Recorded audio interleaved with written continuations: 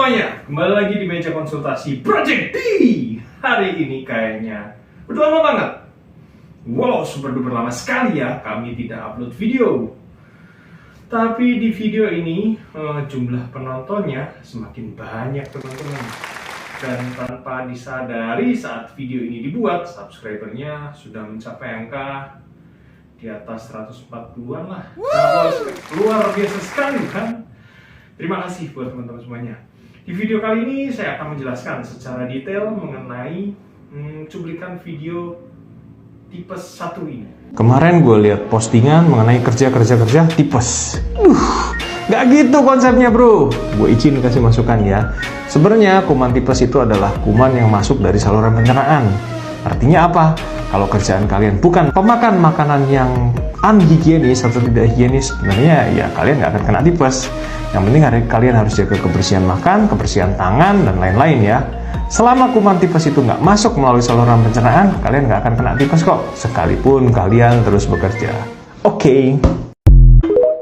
Yap, tipes atau dalam bahasa medis sering disebut tifoid bukan merupakan suatu penyakit yang disebabkan akibat pekerjaan.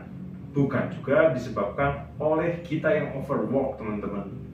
Karena pada kenyataannya, tipes ini disebabkan oleh adanya kuman yang masuk ke dalam saluran pencernaan.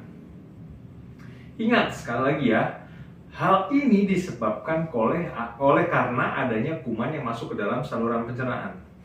Jadi dari sini bisa ditegaskan secara jelas bahwa masalahnya ada pada higienisitas makanan yang Anda konsumsi dan cara Anda mengkonsumsi makanan.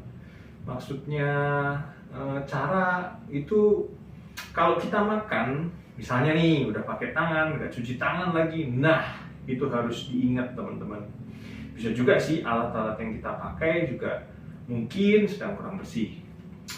Buat next gue pakai bahasa tifoid aja ya. Soalnya banyak yang komplain channel ini kebanyakan bahasa medisnya. Jadi untuk mempermudah gue bilangnya daripada tifoid tadi, maaf, kita ganti tipes aja. Bahasa yang mungkin lebih mudah dipahami.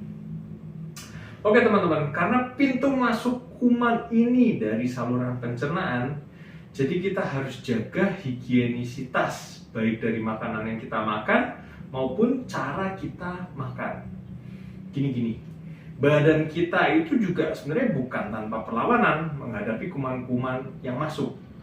Ada asam lambung yang merupakan juga sistem imunitas yang menjaga tubuh kita dari serangan kuman-kuman, termasuk kuman tipes ini. Tapi kalau jumlah yang masuk ke lambung kita terlalu banyak, ya kumannya akan bisa bertahan dan juga lolos masuk ke dalam usus. Kalau itu kuman udah masuk ke dalam tubuh kita, mulailah tubuh ini memunculkan gejala-gejala infeksi yang disebabkan dari kuman ini.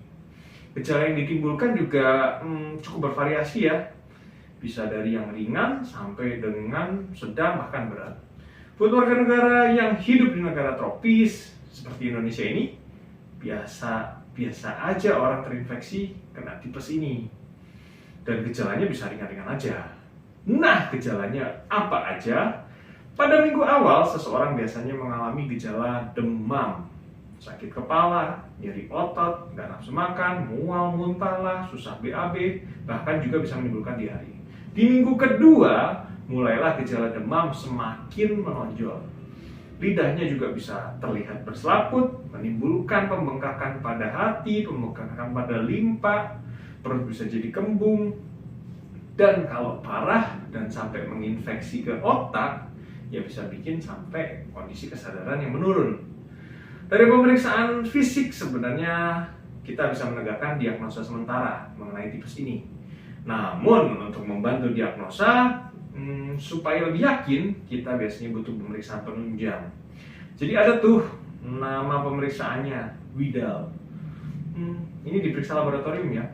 Kalau dari Widal kita bisa lihat patokan bahwa angkanya kalau berkisar 1/320 itu dianggap kita sedang terinfeksi. Atau ada peningkatan 4 kali lipat dari pemeriksaan awal, juga bisa dianggap kita sedang terinfeksi. Ada juga sih pemeriksaan antibodi, tapi yang paling paten untuk memastikan dia dilakukan uji kultur teman-teman. Tapi udahlah, yang gini-gini saya nggak usah bahas secara mendalam. Soalnya meningkatkan perbendaharaan kata-kata medis yang mungkin bisa mengiritasi ingatan saudara sekalian. Ya, tapi menurut gua bagus juga sih buat just to know aja. I think it's nice to know. Yo, kalau udah kena tipes memang pengobatannya kita harus mengkonsumsi antibiotik. Nah, antibiotiknya banyak pilihan dan banyak macamnya. Pasrahkan aja sama dokternya mau kasih antibiotik yang mana. Oh iya, sama dulu nih ya, kalau orang sakit tipes katanya harus makan makanan yang lembut-lembut dulu. Gak boleh makan makanan yang keras. Sebenarnya nggak salah juga sih. Tapi belakangan ada penelitian yang menjelaskan bahwa pemberian makanan padat dengan lauk pauk yang rendah serat ternyata dapat diberikan dengan aman pada pasien yang terkena sakit tipes.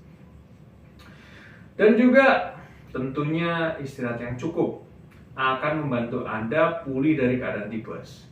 Tapi jangan dibalik ya. Kalau kita sakit tipes, ya memang harus istirahat. Kayaknya nggak cuma sakit tipes doang deh. Semua orang kalau dalam keadaan sakit ya wajib istirahat. Terus saya sering ditanya, dok apakah tipes itu bisa kambuh? Kalau dibilang kambuh enggak sih. Yang ada itu kita terinfeksi ulang sama kuman tipes ini. Ya walaupun secara teori bisa aja sih seseorang itu dalam keadaan kondisi yang membawa kuman tipes ini atau kita bilang karier. Tapi pada kenyataannya ribet banget untuk memastikan kondisi karier ini. Terus ada pertanyaan lagi, dok tipes ada gak vaksinnya? Ya dari buku ilmu penyakit dalam ada loh vaksin tipes itu. Tapi sebenarnya gue sendiri sampai saat ini belum menemukan vaksin tipes. Ya mungkin gue kurang effort aja sih buat mikirinya. Lagian kalau kita warga negara 62, kayaknya tanpa divaksin juga udah punya antibodi alamiah deh. Ya gak sih? Kayak COVID aja. Ya udahlah, kalau gitu kayaknya video hari ini cukup sekian. Kalau suka sama video-video yang kayak gini, tolong bantu share. Di like juga boleh tentunya. Kalau ada yang bingung dengan bahasa-bahasa yang gue jelaskan, juga bisa tulis di kolom komentar. Dan kalau mau ada yang ditanyakan, ya silakan tulis juga di kolom komentar. Mau usul ide apa juga sangat diperkenankan. Tulis aja di kolom komentar lagi. Dan jangan lupa bantu-bantu subscribe juga lah ya, kalau suka sama konten-konten mengenai edukasi kesehatan. Yo, terima kasih dan sampai jumpa.